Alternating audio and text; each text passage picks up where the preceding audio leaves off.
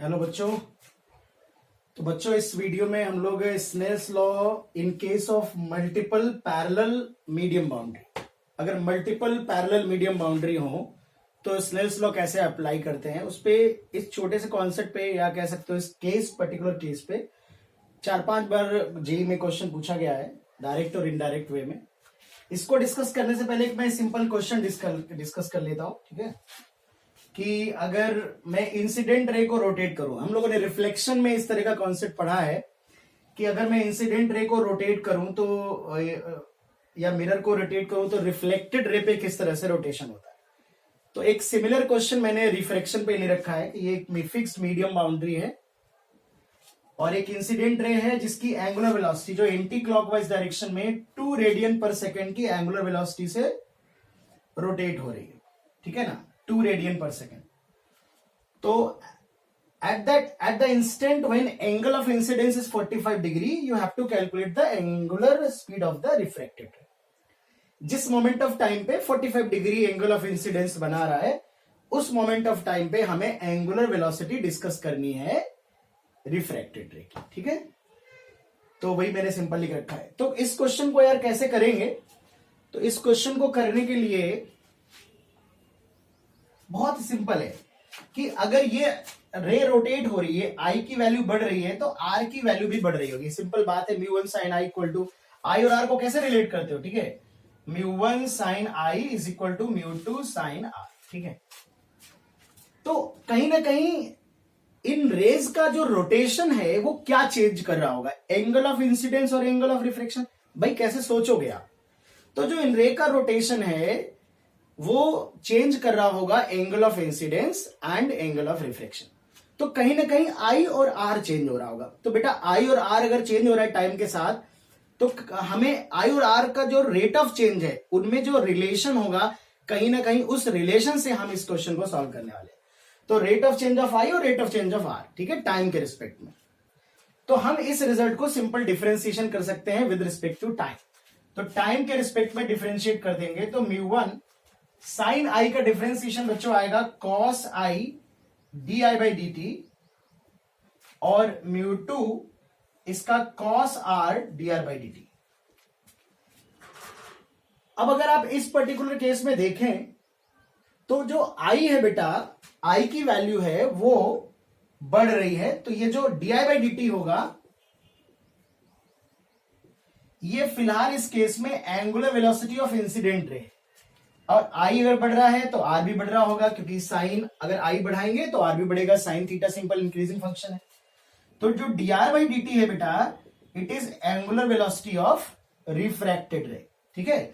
तो ये अगर आपकी एंटी क्लॉकवाइज है तो ये भी आपका एंटी क्लॉकवाइज रोटेट होगा। तो इसे आप कह सकते हो it is mu 1 cos I omega I mu 2 cos R omega reflected. ये सिंपल रिजल्ट यूज कर सकते हो। अच्छा, ये रिजल्ट रटना नहीं, हमेशा एप्लीकेबल नहीं होगा। अगर मैं इस मीडियम बाउंड्री को भी रोटेट कराने लगूं तो ये नॉर्मल रोटेट होगा, अभी नॉर्मल फिक्स है बेटा। उस केस में ये जो D I by D T होगा it will be angular velocity of this light ray with respect to this line. तो ये omega I minus omega normal हो जाएगा। उस केस में देखना पड़ेगा कि ये दोनों अपोजिट हैं कि सेम डायरेक्शन में। तो इस रे की एंगुलर वेलोसिटी इसके रिलेटिव में और D R by D T हो जाएगा इस रे की एंगुलर वेलोसिटी नॉर्मल के रिलेटिव में। बट फिलहाल नॉर्मल फिक्स है तो मैं सिंपल इन्हें एंगुलर वेलोसिटी लिख सकता हूं। तो यार बस आर की वैल्यू पहले निकाल लो, इस केस में कितनी आएगी। तो आर की वैल्यू आ रही है 1 sine 45 is equal to root 2 sine R. तो ये 1 बाई रूट 2 1 बाई रूट 2 2 आएगा, तो आर की वैल्यू 30 डिग्री है। तो म्यू 1 है 1, कॉस आई है कॉस 45, जिस मोमेंट पे पूछा उसी मोमेंट पे बताना है बेटा, और ये 2 रेडियन पर सेकेंड है। It is 1 cos 30 omega reflected. तो ओमेगा रिफ्लेक्टेड की value is 1 by root 2, 1 by root 2 आएगा, ये रूट 3 बाई 2। तो 1 बाई रूट 2 देख लीजिए कितना आएगा।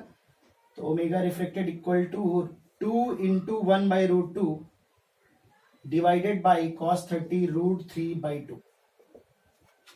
सो इट इज 4 बाई रूट 6 या 2 रूट 2 बाई 3, इस तरह से लिख सकते हैं रेडियन पर सेकेंड। कैलकुलेशन चेक कर लेना। तो ये सिंपल एक प्रॉब्लम है जो कि हमें इंसिडेंट रे और रिफ्रैक्टेड रे के रोटेशन को आपस में रिलेट करता है। तो इसे कॉन्सेप्ट भी समझ लो किस तरह से करना है, रटने की जरूरत नहीं है। ये फॉर्मूला तभी एप्लीकेबल होगा जब हमारी जिस मीडियम बाउंड्री पे इंसिडेंट हो रही है लाइट रे उसे रोटेट नहीं करे। अगर उसे भी रोटेट कर दिया तो फिर थोड़ा सा हमें और दिमाग लगाना पड़ेगा। ठीक है, तो चलिए अब हम फाइनली डिस्कस करने जा रहे हैं स्नेल्स लॉ। मैंने हेडिंग डाल रखा है Snell's law in case of multiple parallel medium boundary. जल्दी से देख लेते हैं, बहुत ही सिंपल बात है। अगर मल्टीपल पैरेलल मीडियम बाउंड्री है तो किस तरह से हम स्नेल्स लॉ अप्लाई करते हैं। तो मान लेते हैं बच्चों, एक ये मीडियम बाउंड्री है, एक ये मीडियम बाउंड्री है, एक ये मीडियम बाउंड्री है। There are so many medium boundary, सारी की सारी पैरेलल मीडियम बाउंड्री है। ये मीडियम μ1 है, ये मीडियम μ2 है, ये μ3, ये μ4, ये μ5। एक लाइट रे हमारी यहां से ऐसे इंसिडेंट होती है।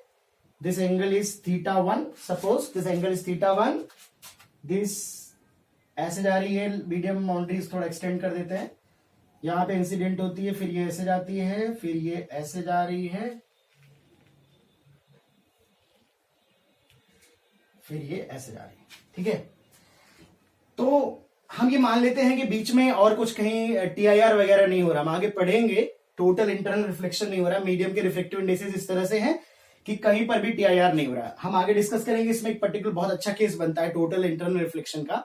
तो अभी हमने TIR नहीं पढ़ा है तो हम उन केसेस को कंसीडर नहीं करें बच्चों। अभी हमें मान रहे हैं कि यहां से लाइट रे गई है और यहां तक पहुंच रही है। देयर इज नो TIR, ठीक है, in between the initial and final medium. तो बच्चों इस रिफ्लेक्टिव इंडेक्स को मैं एंगल को θ2 कह देता हूं। ये दोनों नॉर्मल पैरेलल होंगे, क्योंकि ये दोनों पैरेलल हैं तो नॉर्मल भी पैरेलल होंगे। तो ये अल्टरनेट एंगल हो जाएंगे। ये θ3 मान लेते हैं, तो ये भी θ3 होगा। ये θ4 मान लेते हैं, ये भी θ4 होगा। ये θ5 मान लेते हैं। तो यार बिल्कुल अगर सिंपल स्नेल्स लॉ लगाएं स्टेप बाय स्टेप, तो देखो यहां पर अगर इस मीडियम बाउंड्री के लिए बच्चों लगाए तो ये I हो जाएगा, ये R हो जाएगा। ठीक है, तो कैसे लिखेंगे, μ1 sin I is equal to μ2 sin R। ठीक है, यहां अप्लाई कर दिया।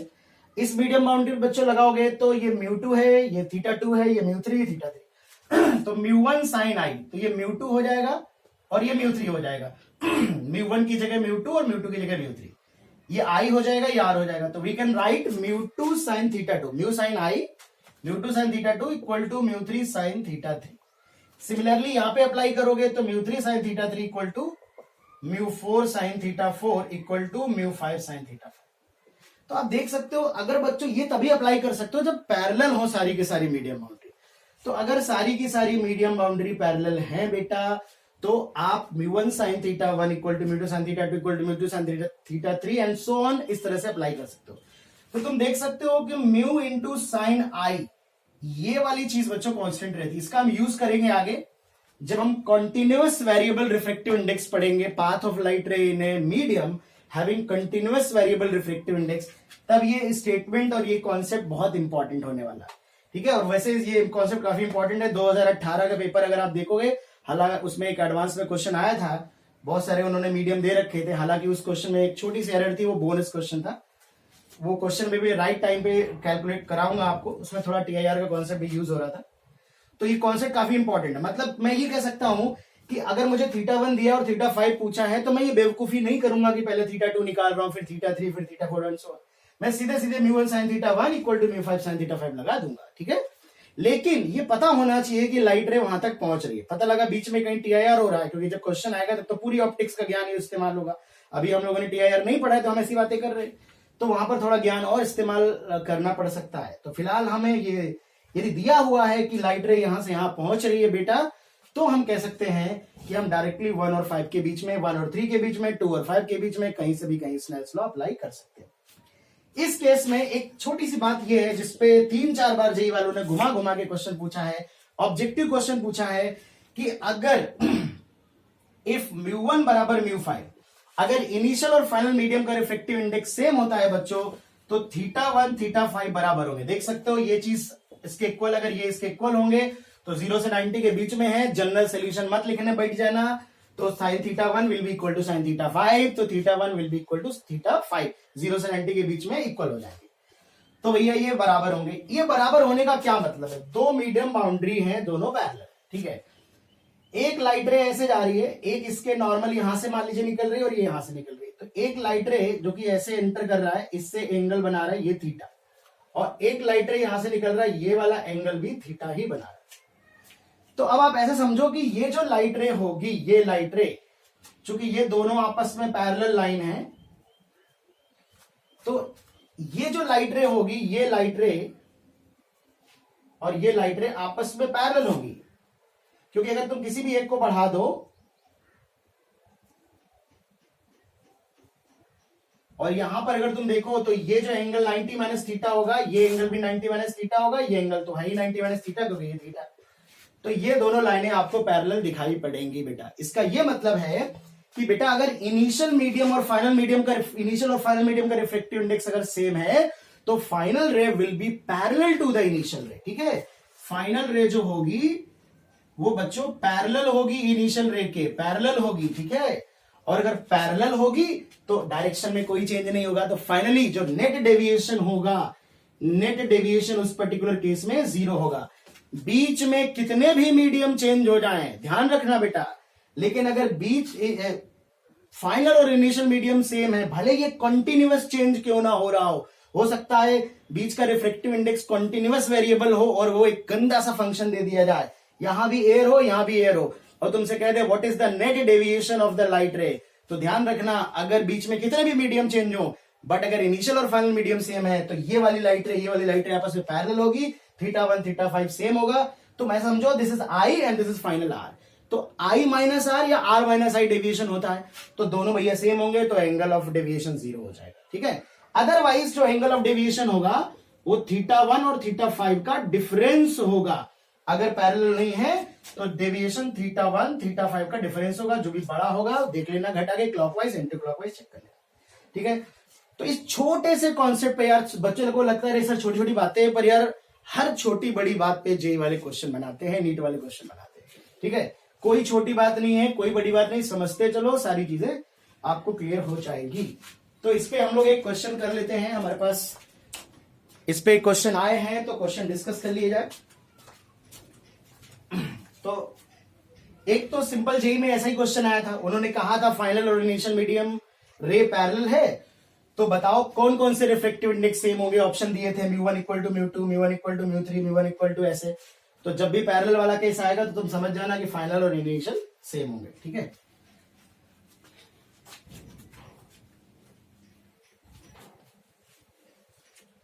तो सबसे पहले बहुत ही प्राचीन काल में, प्राचीन काल से मेरा मतलब है कि काफी पहले एक क्वेश्चन आ चुका है जेई में, तो पहले उसको डिस्कस करते हैं, फिर कुछ क्वेश्चन और।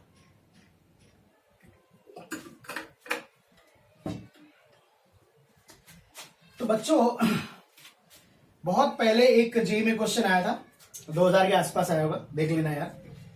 यहां पर एक ये ग्लास दिया था, ये मीडियम में, इधर वाटर दिया था और इधर एयर दिया था, सिंपल सा सारा सवाल है, कूड़ा सा।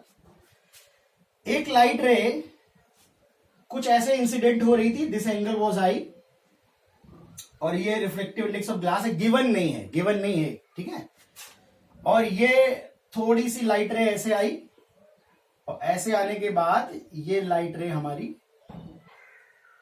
इस तरह से गई, ग्रे से, इसका रिफ्लेक्टिव इंडेक्स दिया था, इसका वाला, तो उन्होंने आई और गिवन टर्म डेटा जो दिया है उसका यूज करते हुए पूछा था ग्लास का रिफ्रैक्टिव इंडेक्स क्या है। कुछ ऑप्शंस दिए थे 4/3, कुछ 4/3 साइन आई, ऐसे कुछ मुझे मेरे को एग्जैक्टली याद नहीं है ऑप्शंस, 1/sin i, और कुछ 3/4 साइन आई, इस तरह से कुछ 3/4/sin i, कुछ इस तरह से ऑप्शंस दिए गए थे कि ग्लास का रिफ्रैक्टिव इंडेक्स क्या होगा इन टर्म्स ऑफ आई।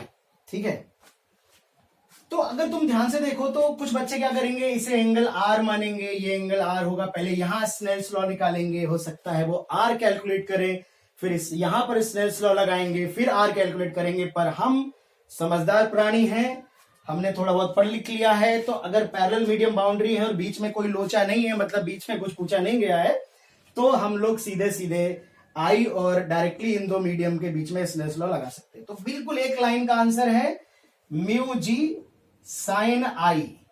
ठीक है, इसके और इसके बीच में, चूंकि पैरेलल मीडियम बाउंड्री है तो सीधा सीधा इन दोनों में स्नेल्स लॉ लगा दे रहे हैं 1 sin 90। तो भैया एक लाइन में इसकी वैल्यू 1 अपॉन साइन आई आ जाएगी। ठीक है, तो कोई कंफ्यूजन नहीं होगी, बहुत ही सरल सवाल है, सब लोग कर ले जाएंगे, मुझे पूरी उम्मीद है। बीच में हम 2 बार स्नेल्स लॉ नहीं लगाएंगे बच्चों। ठीक है, एक और क्वेश्चन है, जेई का क्वेश्चन है, ये भी 2004 के आसपास का है। क्वेश्चन कुछ इस तरह से था कि एक स्लैब है, एक ग्लास की स्लैब है, ये इधर भी एयर है, इधर भी एयर है, having some refractive index mu, और एक पर्टिकुलर पॉइंट से एक डाइवर्जिंग बीम, ये एंगल अल्फा है, एक डाइवर्जिंग बीम इस स्लैब पे इंसिडेंट हो रही। ऑब्वियस सी बात है, 2 रिफ्लेक्शन करने के बाद,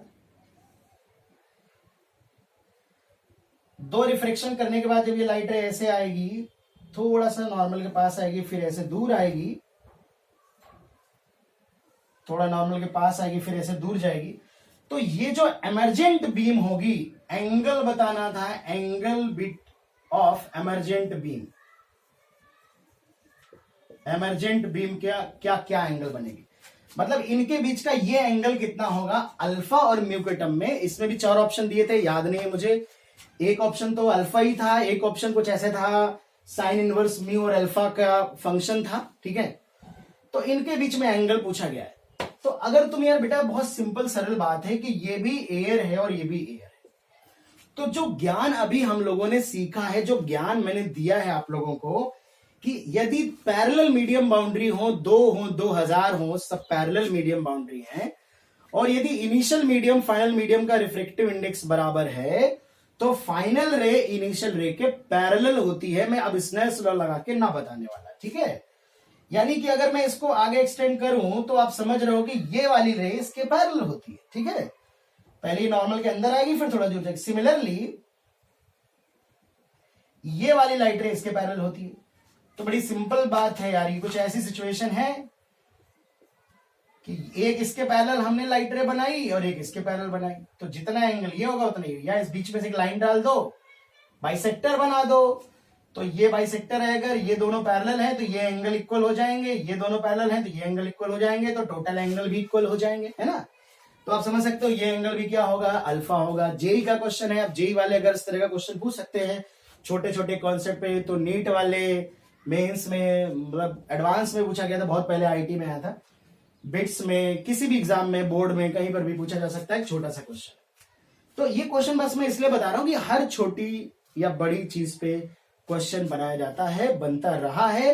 किसी भी चीज को बहुत छोटा या किसी भी चीज को बहुत हवा बनाने की कोशिश ना करें आप लोग।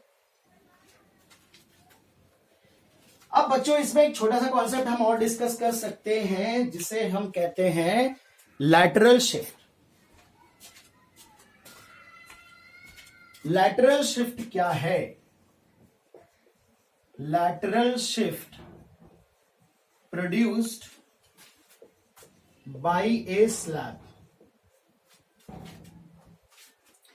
तो बच्चों, अगर हमारे पास मान लेते हैं कि एक ट्रांसपेरेंट स्लैब है जिसकी थिकनेस टी है, और एक लाइट रे बच्चों हमारी उस पर इंसिडेंट होती है, this angle is angle of incidence, ये एयर है, ये एयर, ठीक है, ये म्यू। तो सबसे पहले ये लाइट रे नॉर्मल के पास आएगी, क्योंकि रेयर से डेंसर में जा रही है तो नॉर्मल से थोड़ा पास आएगी, ठीक है। फिर ये इसके पैरेलल निकलेगी, आप जानते हो, इसके पैरेलल, ये इनिशियल डायरेक्शन है। तो चूंकि इनिशियल और फाइनल मीडियम सेम है, तो final ray will be parallel to initial ray. ये 2 पैरेलल मीडियम बाउंड्री के जैसा बिहेव करेगी। तो ये एंगल अगर आर है, ये एंगल भी आर होगा, तो ये लाइट रे ऐसे जाएगी, this angle will be I. ठीक है, सिमेट्री से देख सकते हो, ये म्यू में आर बन रहा है तो ये आई है, यहां पर ये आर बनेगा तो ये आई होगा। ठीक है, तो यहां पर बच्चों तुम देख सकते हो कि जो लाइट रे, जब भी किसी स्लैब को किसी एंगल पे लाइट रे इंसिडेंट होती है और स्लैब के दोनों तरफ मीडियम सेम होता है, तो आप समझ रहे हो कि it is a simple case of 2 parallel medium boundaries. तो final ray will be parallel to initial ray, लेकिन जो फाइनल रे निकलेगी स्लैब को क्रॉस करके वो इनिशियल के पैरेलल होगी, बट उसी के अलोंग नहीं होगी, उसके पैरेलल होगी, बट एक कुछ गैप आ जाएगा दोनों में। इस गैप को ही बच्चों हम लोग लैटरल शिफ्ट बोल देते हैं। ठीक है, तो हमें ये जो गैप निकालना है बच्चों, ठीक है, this is angle of reflection, ये वाला जो गैप, इससे अगर मैं परपेंडिकुलर ड्रॉ कर दूं, ये m है, ये b है, ये a है, और इस पॉइंट को अगर मैं c कह दूं, तो हमको bm कैलकुलेट करना है, डेल्टा x कैलकुलेट करना है। ठीक है, तो किस तरह से कैलकुलेट करेंगे? तो ये जो थिकनेस है, ये वाली जो थिकनेस है, ये थिकनेस t है, जो AC है वो तो t है बच्चों। ठीक है, सबसे पहले अगर मैं AB कैलकुलेट कर लूं, ठीक है, I अगर पता है तो R पता चल जाएगा, 1 sin I is equal to mu sine R। अगर दोनों तरफ एयर नहीं होगी, म्यू डैश होगा, तो according to the Snell's law आपकी R की वैल्यू अकॉर्डिंगली आ जाएगी। पर मैं एयर में शिफ्ट ले रहा हूं, एयर में, तो यहां से R हम कैलकुलेट कर लेंगे। ठीक है, अब अगर तुम देखो बच्चों, cos R अप्लाई कर दिया मैं ट्राइंगल ABC में, तो cos R की वैल्यू हो जाएगी T अपॉन AB, यहां से AB की वैल्यू आ जाएगी T अपॉन cos R। अब अगर मेरे को BM चाहिए तो मैं ये ट्राइंगल ले लेता हूं, पूरा ये ट्राइंगल, ये वाला जो एंगल है, ये पूरा एंगल I होगा, ये देखिए इस अपोजिट एंगल है इसका, ये वाला जो एंगल है it is I minus R। तो अगर मैं ट्राइंगल AMB में sine of I minus R apply कर दूंगा, तो sine of I minus R it is MB divided by AB। तो MB यानी कि delta X lateral shift it is AB। तो AB की वैल्यू बच्चों ये पुट कर सकते हैं, T upon cos R into sine I minus R। ये बच्चों हमारा फॉर्मूला हो जाएगा। इसे चाहो तो आप याद कर लो, ऑब्जेक्टिव क्वेश्चन को सॉल्व करने के लिए इसे आप याद कर सकते हो। लैटरल शिफ्ट जो होगा it is T sine I minus R upon cos R। ठीक है, ये आप सिंपल याद कर सकते हो। ठीक है, तो इस तरह से लैटरल शिफ्ट होगा, जिसे आप याद कर लीजिए। अगर बहुत छोटे छोटे एंगल के लिए बात करें, तो अगर I और R वेरी स्मॉल एंगल होंगे, तो वेरी स्मॉल एंगल होंगे उस सिचुएशन में साइन थीटा को थीटा, साइन I को I, साइन R को R लिख सकते हो, और कॉस थीटा 1 हो जाएगा। For very small angle cos 0 1 होता है ना, तो 0 के बहुत करीब होगा। तो 1 sine I equal to mu sine R, तो I को लिख सकते हो म्यू R। तो उस केस में बहुत छोटे एंगल के लिए अगर हम निकालें, बहुत छोटे एंगल के लिए, तो इट इज साइन थीटा को थीटा लिख दिया, कॉस थीटा को 1 लिख दिया, तो T I R की वैल्यू लिख सकते हैं I बाई म्यू, तो it is T into I 1 minus 1 by mu.